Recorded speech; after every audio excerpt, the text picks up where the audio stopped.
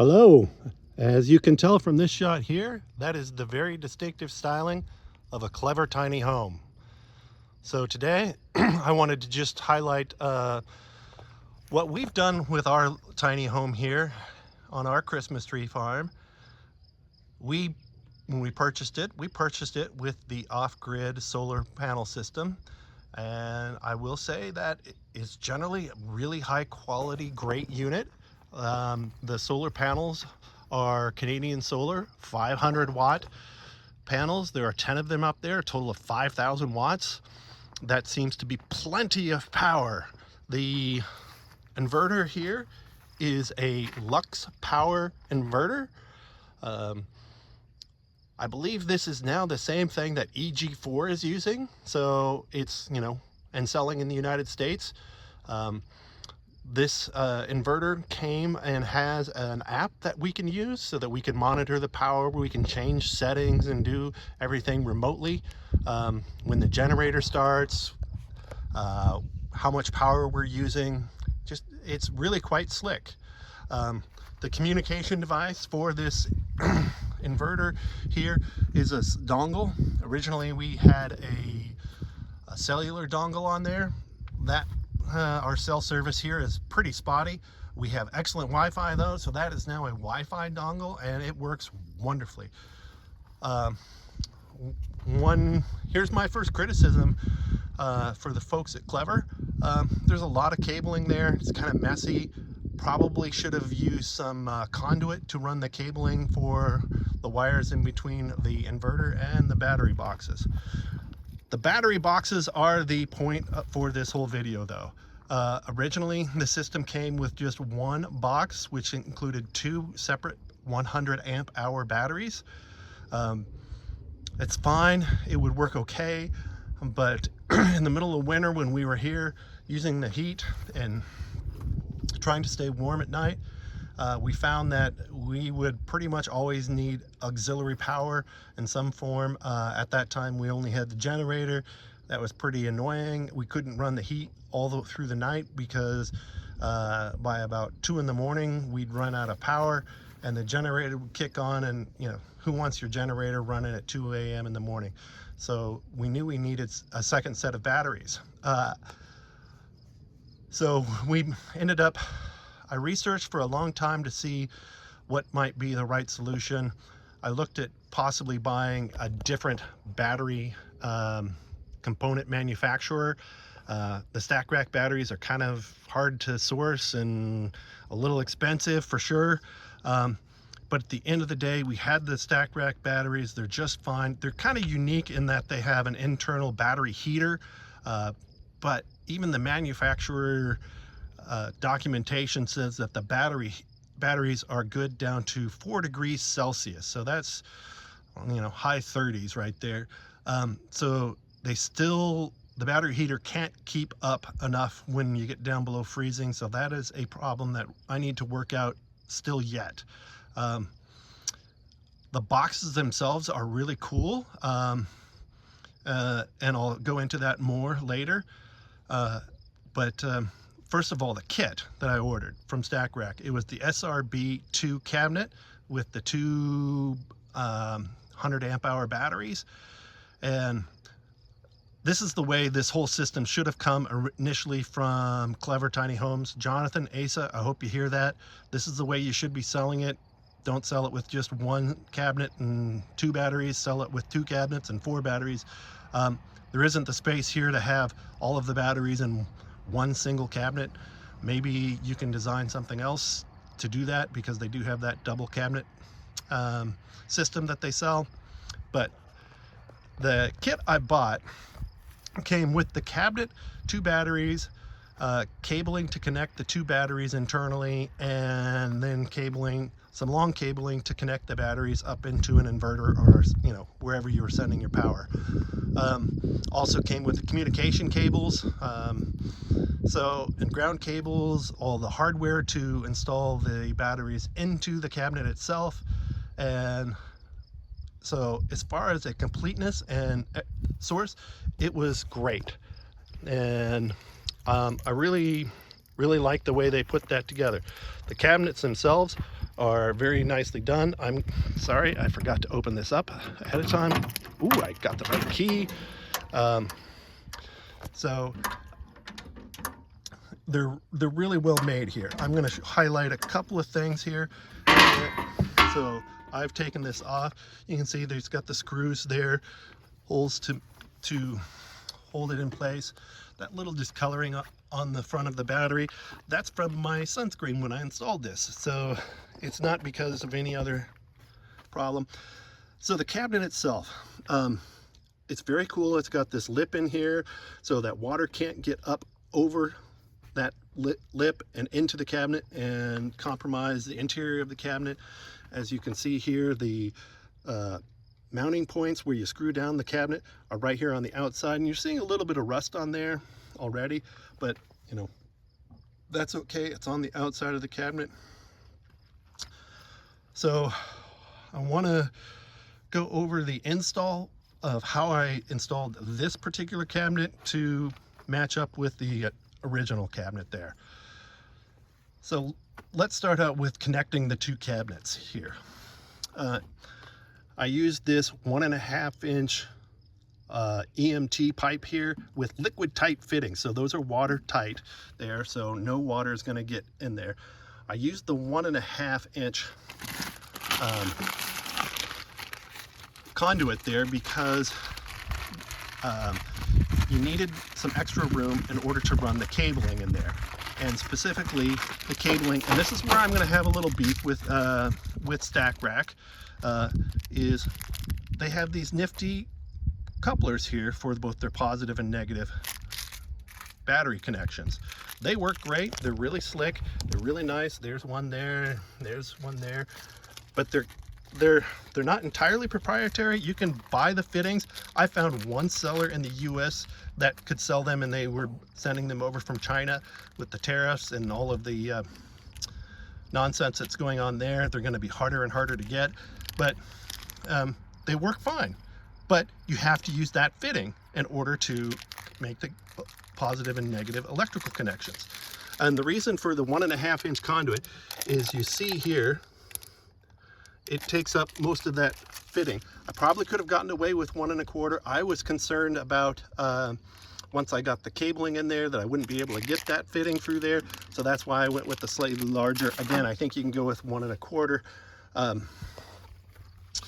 And as I was talking about the cabling, it came with the one short side here, positive and negative, and then long cabling. So one of the big concerns that I had with this whole system in doing this is all other manufacturers of that type of server rack battery, they all advise having the positive and negative cabling be the same length. I double checked with StackRack. I double checked with the provider that provided me, the dealer that sold me the cabinets, to make sure that we could have the longer cabling in between the two cabinets. They both confirmed that that was not an issue at all, and that there was no concern whatsoever. So that's when I finally pulled the trigger and ordered. So I had the one set of short cabling, and then what I needed was a set of long cabling as well in order to go between the two separate cabinets. So that's where that extra fitting came in. Now I wanted to highlight something else, a problem that I had when I was installing this. Sorry for the picture breakup. Inside of the server itself, you can see there where you make the positive and negative battery connections. For some reason, that one got really hot, and there it is. Hopefully that's showing through. You see some extensive heat damage there. I do not know what happened. I don't know if it was not tight enough or we were pulling too many amps, but that was really compromised. So I cut it back to where I thought I had some good wiring, and used the cabling that had been connecting my batteries to the server as one of my connections in between the two cabinets there. One other thing about installing the batteries in the cabinets, like I said, this is a StackRack battery box and a StackRack battery system. The connections here, where you bolt down or screw down the actual batteries into the cabinet, didn't quite align as well as one would think. And I'm going to go down here and I'm going to highlight this one. You can see that that screw right there is leaning. It's just too much stress. Now, I don't know where they got this wrong, what provider is providing that. You know, because obviously StackRack themselves is not making this. They're using a Chinese manufacturer to make the cabinet, and then probably a separate manufacturer to manufacture the batteries, but they didn't line up quite as slickly as they should have. The cabinets are really cool in that they have two built-in fans underneath on the bottom. You'll see that in a minute.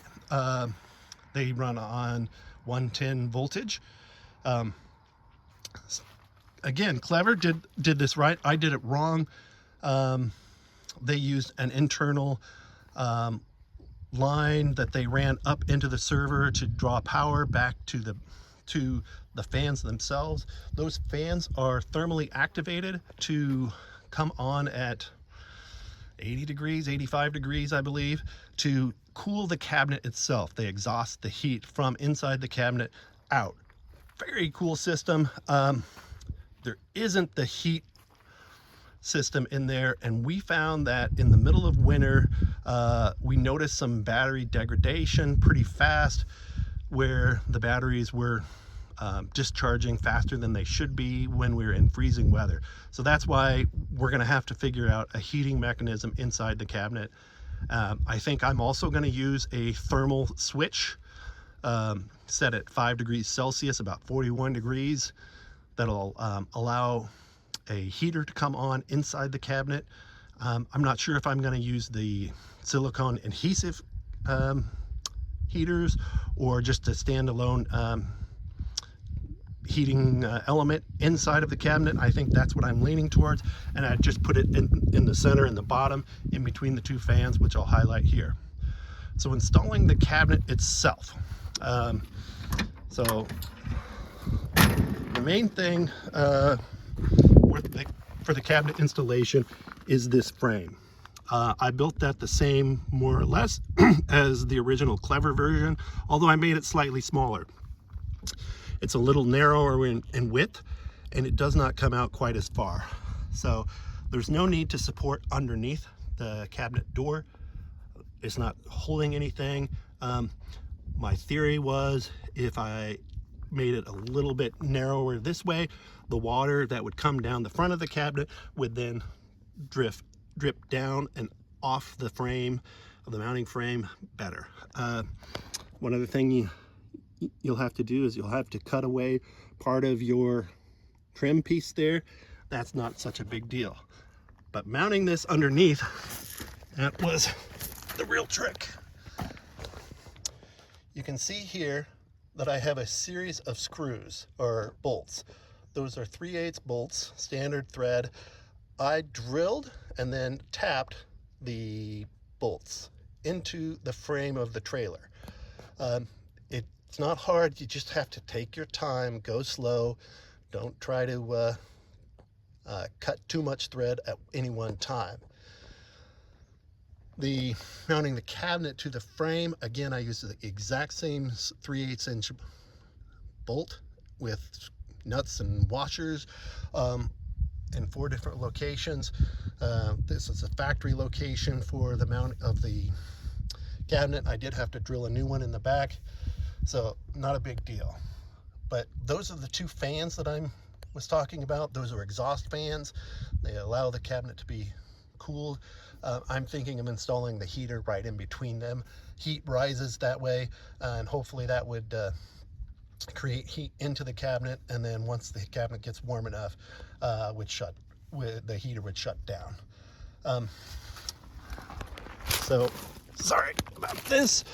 One other thing about the cabinet installation, the cabinet did lean out just a bit when I had all that set up, and I realized that you did have to have that right there.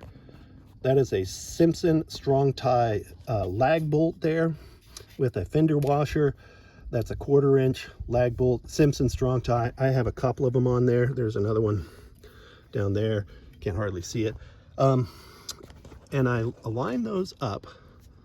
If you can see it, there is the screw for holding on the trim work. So there's a stud behind the wall there.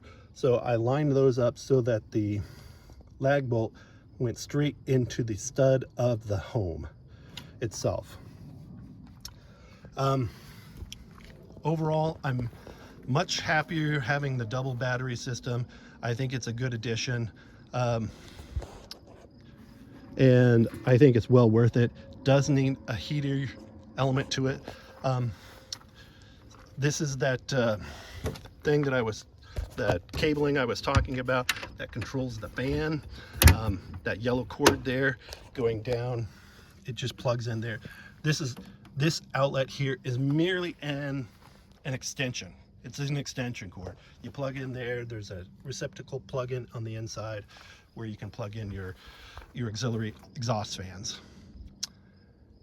Well, that about covers it. I hope this video is helpful to some, but overall I'm pleased with the entire system. And the StackRack batteries are probably a little overpriced. For what they are, you can get some really good high quality batteries, EG4, just to name one. SOK makes great batteries, and even Midnight Solar, they don't make crummy products. All have good server rack 100 amp hour 48 volt batteries for far less than StackRack. But their cabinet is great. I would recommend their cabinet to anyone. I wouldn't necessarily say you need to spend the extra money for their batteries though. But in this case, we were kind of committed already because of the system that we bought. But overall, I'm pretty happy.